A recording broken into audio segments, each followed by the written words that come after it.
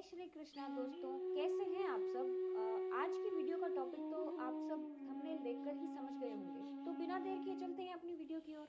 प्रयागराज में पूरे 12 वर्षों के बाद महाकुंभ का मेला आयोजित हो रहा है और इसे सबसे बड़ा और प्रमुख धार्मिक अनुष्ठान माना जाता है। लाखों करोड़ों श्रद्धालु इस अवसर पर स्नान करने आते हैं और उसके पीछे उनकी मान्यता यह है कि महाकुंभ में स्नान करने से उनके सभी पाप जो कि अनजाने में किए गए हैं वे धुल जाएंगे, अर्थात एक तरह का पश्चाताप करने के लिए वे ये स्नान करते हैं। कुंभ केवल स्नान के लिए ही नहीं बल्कि विशेष पूजा अर्चना, यज्ञ, आध्यात्मिक, सांस्कृतिक, ज्ञान के आदान प्रदान, शास्त्रार्थ आदि के लिए भी प्रसिद्ध है। महाकुंभ में सनातन धर्म के 13 अखाड़ों के साधु संत हिस्सा लेते हैं।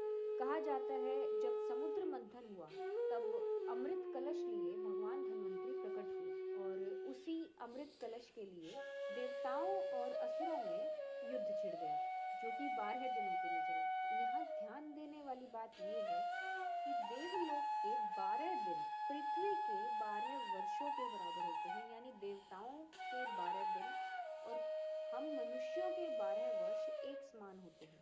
युद्ध के दौरान उस कलश से पृथ्वी पर 4 स्थानों पर कुछ बूंदें अमृत की गिरी और वे स्थान हैं प्रयागराज, हरिद्वार, उज्जैन और नासिक, जहां पर कुंभ का मेला आयोजित किया जाता है अलग अलग अवसरों पर। लेकिन क्या आप जानते हैं कि कुंभ का मेला एक नहीं बल्कि 4 प्रकार का होता है? जी हाँ, अब तक मुझे भी यही लगता था कि कुंभ एक रेगुलर मेले की तरह है। रेगुलर तो नहीं कहेंगे, एक मेला है, मतलब मुझे उसका सिर्फ कुंभ नाम ही पता था। लेकिन थोड़ी सी रिसर्च करने के बाद, क्योंकि इस बार महाकुंभ का जिक्र हो रहा है, कुछ समय पहले सिंहस्थ या इस तरह के नाम कुछ आ रहे थे जिससे मुझे लगा था कि ये अलग अलग किस तरह से है। कुंभ दरअसल 4 तरह के होते हैं, जिसमें है कुंभ, अर्ध कुंभ, पूर्ण कुंभ और महाकुंभ। इन्हें बारी बारी से समझते हैं। सबसे पहले है कुंभ, जो कि 12 वर्षों के अंतराल के बाद आता है।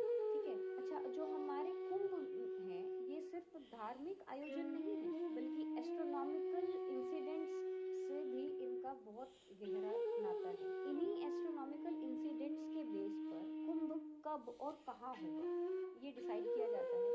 कुंभ के आयोजन में सूर्य, चंद्र और बृहस्पति की स्थितियों का बहुत महत्व है। जब बृहस्पति कुंभ राशि में प्रवेश करते हैं और सूर्य मेष राशि में प्रवेश करते हैं तो हरिद्वार में गंगा किनारे यह मेले का आयोजन किया जाता है।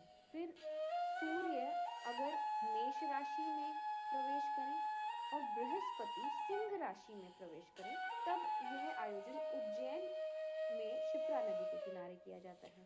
वहीं अगर सूर्य और बृहस्पति दोनों ही सिंह राशि में प्रवेश करें तो यह नासिक में गोदावरी नदी के किनारे आयोजित होता है। और वहीं अगर बृहस्पति वृषभ और सूर्य मकर राशि में प्रवेश करें तो यह प्रयागराज में यानी त्रिवेणी गंगा यमुना सरस्वती के संगम पर इसका आयोजन किया जाता है। ये तो हुई कुंभ की बात। दूसरा है अर्ध कुंभ। जैसा कि नाम से ही समझ आ रहा है, अर्ध यानी आधा, यानी 6 साल।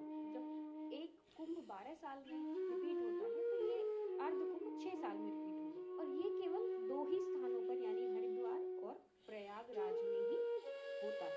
ठीक है। फिर आता है पूर्ण कुंभ। पूर्ण कुंभ यानी पूरा कुंभ, यानी ये प्रत्येक 12 वर्ष पर होगा और ये केवल प्रयागराज में ही होगा। जैसे कि इस वर्ष 2025 में प्रयागराज में पूर्ण कुंभ हो रहा है, इसी तरह 12 वर्ष पहले 2013 में भी पूर्ण कुंभ जो कि प्रयागराज में ही हुआ था और इसे बहुत ही शुभ माना जाता है। उसके बाद आता है महाकुंभ, जिसे इस बार 2025 में जो प्रयागराज में पूर्ण कुंभ या कुंभ है उसको हम महाकुंभ के नाम से डिनोट कर रहे हैं। क्यों हम ऐसा कर रहे हैं उसके पीछे भी एक वजह है कि जब 12 पूर्ण कुंभ होते हैं तो जो 12वां पूर्ण कुंभ आता है उस कुंभ को हम महाकुंभ कहते हैं।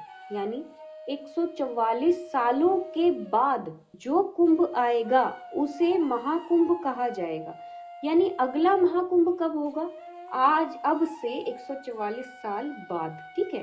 पिछला यानी 2013 का जो पूर्ण कुंभ रहा होगा वह 11वां पूर्ण कुंभ रहा होगा, और इस बार जो पूर्ण कुंभ है यह 12वां पूर्ण कुंभ है, इसीलिए इसे महाकुंभ कहा गया है। और यह भी केवल प्रयागराज में ही आयोजित किया जाता है, और अत्यंत दुर्लभ इसे माना गया है, क्योंकि हम लोगों की लाइफ एक्सपेक्टेंसी कितनी है? कोई 70 साल जी लेता है, कोई 50 साल, कोई 80 साल, मतलब हद से हद 100 साल हम मानकर भी चलें तो हमारी जिंदगी में, हमारी लाइफ में ये 144 साल बाद जो महाकुंभ आएगा वो हमारी लाइफ में कभी नहीं आने वाले। तो हम लोग बहुत लकी हैं, सौभाग्यशाली हैं कि हमारे जीवन काल में यह महाकुंभ आया है, इसीलिए इसे दुर्लभ कहा गया है। तो ये था 4 तरह के अलग अलग कुंभों का विवरण। आशा करती हूँ कि आपको कुंभ और कुंभ के कितने प्रकार हैं, उनमें क्या क्या भिन्नताएं हैं, यह समझ आया होगा। और जहाँ तक बात है सनातन धर्म की, तो हम इसके बारे में जितना गहराई से ज्ञान एकत्रित करते हैं ना, उतना ही गौरवान्वित महसूस होता है कि हम इतनी विशाल, इतनी महान संस्कृति का हिस्सा हैं। क्योंकि हमारा जो सनातन धर्म है उसमें हवाओं में कोई बात नहीं कही गई है। कुछ आडंबरकारियों और षड्यंत्रकारियों को छोड़ दिया जाए, जिन्होंने हमारे सनातन धर्म को अंधविश्वास के तराजू पर तोला, क्योंकि वे भ्रांतियां भी इसीलिए फैलाई गई ताकि लोगों के मन में सनातन धर्म को लेकर तुच्छता या हीनता उत्पन्न की जा सके। अदरवाइज हमारा सनातन धर्म साइंस के ऊपर बेस्ड है। जब लोग धरती चपटी मानते थे, मतलब दूर दराज देशों में जाने से डरते थे कि कहीं वे धरती से गिर ना जाए, उस समय हमारे सनातन धर्म ने ये कहा था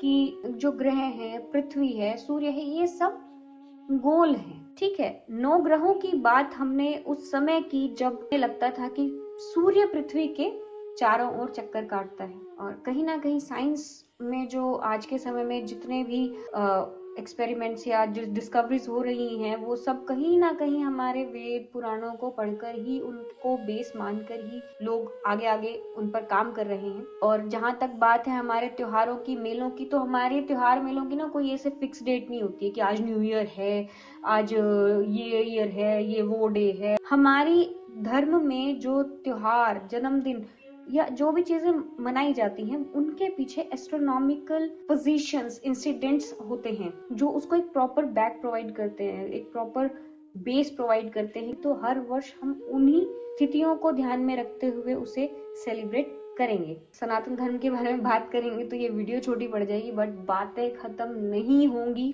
आज के लिए इतना ही, मिलते हैं अगली वीडियो में ऐसी ही किसी इंटरेस्टिंग टॉपिक को लेकर जो हमें हमारे सनातन धर्म की महानता से अवगत कराए। अगर आप सनातन धर्म से जुड़े हुए किसी टॉपिक पर वीडियो चाहते हैं तो आप कमेंट कर सकते हैं। अब फिलहाल के लिए आप इतना ही कीजिए कि छोटा सा मेरा चैनल है उसे सब्सक्राइब कर लीजिए। मुझे उससे मोटिवेशन मिलेगा। आपको आपके पैसे नहीं लग रहे, आपका कुछ समय नहीं लग रहा है, एक क्लिक करना भर है। वीडियो को लाइक कर दीजिएगा, शेयर कर दीजिएगा जिससे आप अपने धर्म के बारे में बताना चाहते हैं। Thank you so much. जय श्री कृष्ण, राधे राधे।